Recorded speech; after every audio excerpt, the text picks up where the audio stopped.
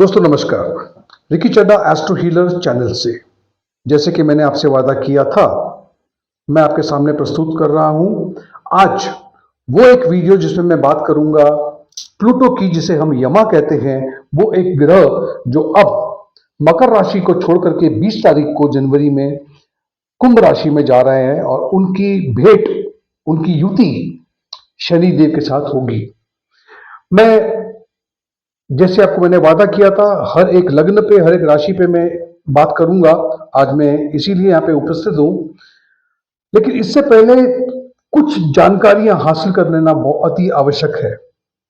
ये जानना कि प्लूटो या यमा है क्या। वैदिक एस्ट्रोलॉजी में हम कह सकते हैं कि यमा या प्लूटो दर्शाता है मृत्यु, खात्मा, अंडरवर्ल्ड, ट्रांसफॉर्मेशन, बदलाव। कोविड के दौरान जब पेंडेमिक फैला हुआ था, तब इनकी युति शनिदेव के साथ थी। तभी एक बहुत ही, आपने देखा होगा, सोसाइटी में एक बदलाव आ गया था, बिजनेस में बदलाव आ गया था, वर्क फ्रॉम होम शुरू हो गया था। इस तरह की घटनाएं हो सकती है। प्लूटो को ऐसा कहा गया है कि वो हर चीज का खात्मा जरूर करते हैं, मैं मानता हूं। लेकिन कहीं ना कहीं पे हम कहते हैं ना, जब तक एक चीज खत्म नहीं होती है, नई चीज नई चीज की शुरुआत नहीं होती है। उसी तरह से इस चीज को देखा जाए तो ज्यादा अच्छा रहेगा।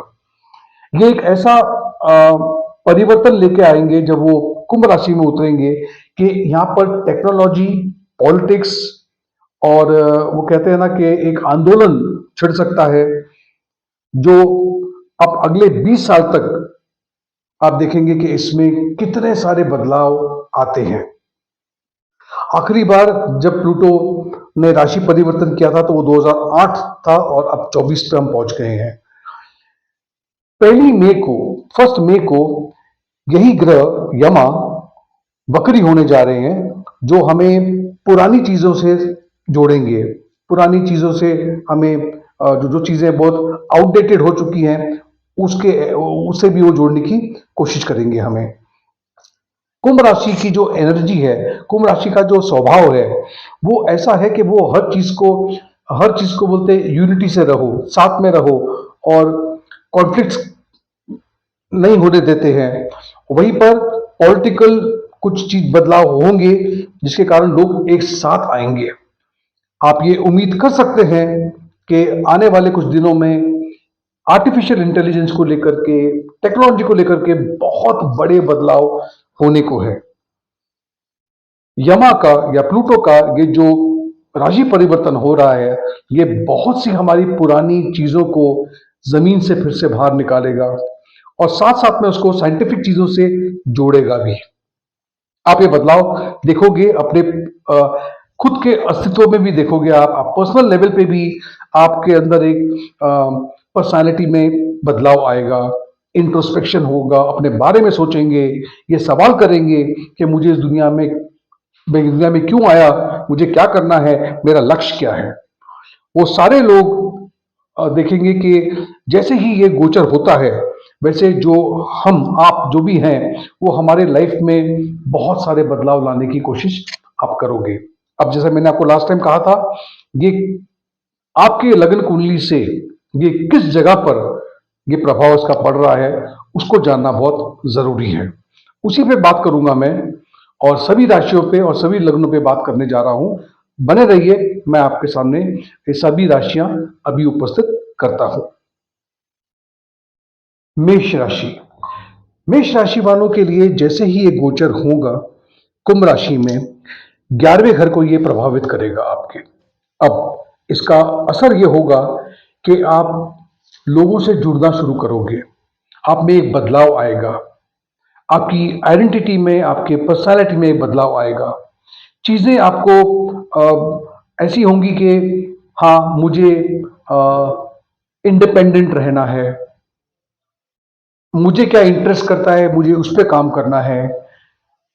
क्रिएटिविटी पे काम करोगे, नेटवर्किंग पे काम करोगे, लोगों से मिलना शुरू करोगे। आप एकांत को छोड़ करके दोस्त बनाना शुरू करोगे, लोगों से मिलना शुरू करोगे, और एक पावर का स्ट्रगल आपके लाइफ में जरूर रहेगा। जैसे ही यमा प्लूटो आपके 11वें घर में कुंभ राशि में प्रवेश करेंगे। वृषभ राशि वालों के लिए जैसे ही ये गोचर होता है 20 तारीख को, आप देखोगे कि आपका 10वां घर प्रभावित हो रहा है, जिससे आपके करियर में, आपके प्रोफेशन में बदलाव आएगा। एक प्रेशर होगा कि आपको कामयाबी हासिल करनी है। आप अपने आप को अनुशासित, मतलब अनुशासन में लेकर आएंगे। इसका ये भी नतीजा होगा कि आप टेक्नोलॉजी में अपने आप को निपुण करने की कोशिश करोगे, नई चीजें सीखने की कोशिश करोगे, नए जॉब्स की अपॉर्चुनिटी ढूंढोगे, और ज्यादा प्राइवेट रहने की आप कोशिश करोगे। इसका ये भी निचोड़ निकल के आ सकता है कि ये एक ऐसा समय होगा जब आप कि पब्लिक में जो एक आपकी पर्सनालिटी है उसमें एक बदलाव आएगा। आप अपने करियर के बारे में वापस सोचेंगे, और याद रखिएगा ये जो बदलाव है ये बहुत लंबे समय के लिए है, इसके लिए आपको तैयार रहना। मिथुन राशि वालों के लिए ये भाग्य स्थान में 9वें घर में ये गोचर होने जा रहा है। इससे आप एक आध्यात्मिक दौर से गुजरेंगे, एक फिलोसॉफिकल ग्रोथ आप में होगा। जितना कुछ आपने सीखा है, जिसे हम ज्ञान कहते हैं, उसे बांटने की आपकी इच्छा होगी। बहुत अच्छी बात है ये। वहीं पर आप देखेंगे कि आप में आध्यात्मिक चीजों को की तरफ आकर्षित होगा, फिलोसॉफिकल हो जाएंगे, और जो भी आप बात करेंगे वो बिल्कुल ही ट्रांसपेरेंटली बात करेंगे आप। जैसे कहते हैं ना कि किसी के अंदर एक संत पैदा हो जाए, उस तरह की प्रगति आपके साथ में हो सकती है। उम्मीद, सच्चाई, रियलिटी लाइफ की क्या है, उस पर आप ज्यादा तवज्जो देंगे। ज्यादा कर्क राशि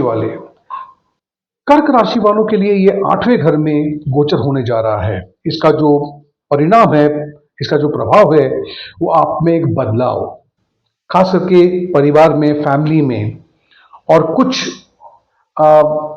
फाइनेंशियल अपॉर्चुनिटीज की तरफ आप देखेंगे, आएंगी भी आपके पास में।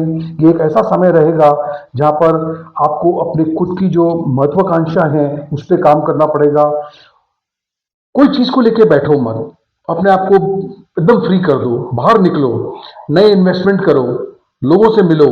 ये चीज दिखाते हैं जैसे ही प्लूटो आपके 8वें घर में आएंगे। ये एक ऐसा समय है जब आपको लोगों से एक संबंध बनाना है, फैमिली में, परिवार के अंदर एक नई ऊर्जा भरनी है, और खास करके फाइनेंसिस को लेकर के काफी कुछ बदलाव आपके इसमें दिखाई पड़ता है एक बार जब यमा प्लूटो आपके 8वें घर में प्रवेश कर जाए। सिंह राशि वालों के लिए ये गोचर 7वें घर में जा रहा है। 7वां घर आप जानते हैं पार्टनरशिप का है, लाइफ पार्टनर का है। यहाँ पर रिलेशनशिप में एक नया बदलाव आपको नजर आएगा।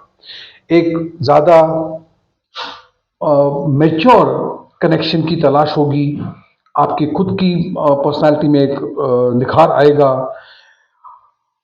वक्त ऐसा होगा जब आपको प्रोत्साहन करेगा कि आपको फ्रीडम चाहिए, इंडिपेंडेंस चाहिए, अपनी खुद की ग्रोथ चाहिए, उस पर आप काम करोगे, और उसी वजह से आपके रिश्ते ज्यादा मधुर, ज्यादा अच्छे हो जाएंगे।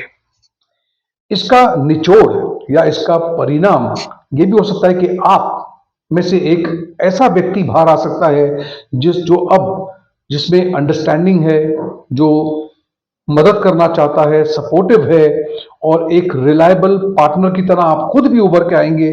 और आपका पार्टनर जो भी होगा लाइफ का, उसमें भी आप ये रिलायबिलिटी देखेंगे। अब बात करते हैं कन्या राशि की। कन्या राशि वालों के लिए ये गोचर 6ठे घर में होने जा रहा है। अब ऐसे में सबसे ज्यादा प्रभाव इसका पड़ेगा आपकी सेहत और आपके सेहत की का रख रखाव पे। सबसे ज्यादा आप इसी पे तवज्जो देंगे, ध्यान देंगे।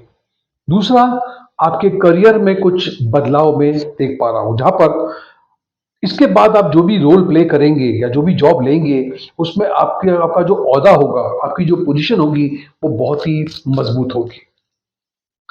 आपका सबसे ज्यादा ध्यान, तवज्जो, लक्ष्य आप बनाए रखोगे कि किस तरह से मैं लाइफ में सेहत को मेंटेन रखूं, जॉब में बदलाव, मतलब मार्केट में, जॉब मार्केट में चेंजेस कैसे लेके आऊं, और लीडरशिप क्वालिटीज को मैं कैसे बढ़ाऊं।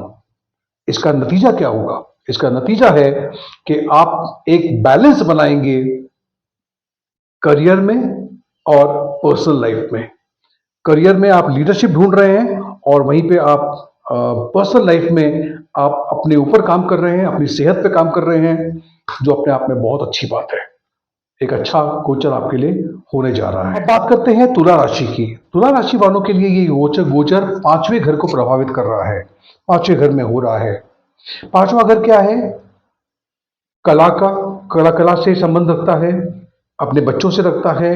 आप एक माता पिता, पेरेंट्स किस तरह से बिहेव करते हैं उस पे, तो सबसे ज्यादा तवज्जो होगी आपके, आप कला के क्षेत्र में ज्यादा काम करेंगे, आप परिवार के बारे में ज्यादा सोचेंगे, किस तरह से मैं एक अच्छा पिता या एक अच्छी माँ बन सकती हूँ, या अगर आप एक बच्चे हैं तो किस तरह से मैं अपने पेरेंट्स को किस तरह से खुश रख सकूं। इसका इन्फ्लुएंस ये होगा कि आप अपने अंदर एक नई चीज ढूंढने की कोशिश करोगे, खास करके कला के क्षेत्र से तो जरूर। आप फैमिली के कुछ फैसले हैं वो भी लिए जाएंगे, जहां पे बहुत बड़ा बदलाव फैमिली में आ सकता है। कुछ ऐसे इंपॉर्टेंट डिसीजंस हो सकते हैं, और इसके कारण इसका नतीजा ये होगा कि एक पूरा एक शिफ्ट में नजर आ रहा है, जहां पर आपकी पर्सनल ग्रोथ, पर्सनल एक्सप्रेशन, परिवार में जो संबंध है उसमें एक बदलाव, और आप, चाहे आप एक पिता हैं या आप एक मां हैं, आप देखेंगे कि आपका अपने बच्चों को दिखने का तरीका बदल जाएगा, उन्हें संभालने का तरीका बदल बदल जाएगा, आप वो बदलाव करेंगे। वृश्चिक राशि वालों के लिए ये चौथे घर में ये गोचर होने जा रहा है। इसका प्रभाव क्या होगा? कुछ ऐसी बातें, विचार, बदलाव मैं फैमिली में देख पा रहा हूं। ज्यादा तवज्जो आप घर पे देंगे, या पूर्वजों पे देंगे, या पुराने घर जिसमें आप रह चुके हो उस पे देंगे। आप अपने आप पे काम करेंगे। आप किस तरह से परिवार में एक तालमेल बैठा रहे उस पे आप काम करेंगे। पुराने हमारे जो पूर्वज की कोई प्रॉपर्टी रही होगी या कुछ हुआ होगा, उसको, या पुरानी चीजों को बाहर निकाल करके उसे देख करके कि किस तरह से इसको हम इस्तेमाल करें, उस पर आप काम करेंगे। आप, इसका ये नतीजा भी हो सकता है कि आप अपने घर को पूरी तरह से बदलने की कोशिश करो, रिस्ट्रक्चर करने की कोशिश करो। फैमिली में या परिवार में जिस तरह का जो संबंध एक दूसरे से है, उसे फिर से उसमें एक बदलाव लाने की आप कोशिश करोगे, और अपने आप में, अपनी सोच में भी आप एक बदलाव लेकर आओगे। यही बताता है एक बार यमा, प्लूटो जब एक्वेरियस साइन में प्रवेश करेंगे और आपके चौथे भाव को प्रभावित करेंगे। धनुराशि, धनुराशि के लिए ये गोचर तीसरे घर में होने जा रहा है। तीसरा घर क्या है? संचार का, संवाद का, दोस्तों का, पड़ोसियों का। इसीलिए आप देखोगे कि आपकी बातों में, आपके कम्युनिकेशन में ज्यादा बदलाव देख पा रहा हूं। पुराने मित्रों से, जिनसे आप बहुत साल टाइम से नहीं मिले हो, बहुत सालों से नहीं मिले हो, उनसे मिलने की कोशिश करोगे। आप रिलेशनशिप को फिर से दुरुस्त करने की कोशिश करेंगे। आप, आपका पूरा तवज्जो, पूरा फोकस रहेगा कि आपका जो संचार संवाद है वो बिल्कुल क्लियर हो, कम्युनिकेशन बिल्कुल क्लियर हो। आप पुराने मित्रों को खोज खोज के कहीं से निकालोगे, उनसे मिलने की आप कोशिश करोगे, और फिर सोशलाइज करने की कोशिश करोगे, सोशल डायनेमिक्स को चेंज करने की कोशिश करोगे, जो अपने आप में बहुत अच्छी बात है। उसी तरह से एक बदलाव मैं देख पा रहा हूं, जहां पर आप जब भी किसी से बात करोगे तो आपके संवाद में, आपके संचार में एक वो कहते हैं ना, ऑनेस्ट कम्युनिकेशन होगी। ओके, दोस्तों के साथ में जो घनिष्ठता है वो फिर से लौट आएगी, और एक बहुत अच्छा सोशल लाइफ में आपके लिए देख पा रहा हूं। बहुत अच्छा गोचर है। मकर राशि, मकर राशि वालों के लिए ये दूसरे भाव में, दूसरे घर में गोचर होने जा रहा है। दूसरा भाव बताता है कि यहां पर आपका फाइनेंशियल ट्रांसफॉर्मेशन है पूरी तरह से, जिसको हम कहते हैं आर्थिक जो फाइनेंस है आपका, उसमें आप में एक पूरा बदलाव आएगा। आप मटेरियल चीज़ों में और आध्यात्मिक चीज़ों में एक बैलेंस बना करके चलेंगे आप। आपका ज़्यादातर तवज्जो या ध्यान या फोकस आपका फाइनेंसिस के ऊपर रहेगा।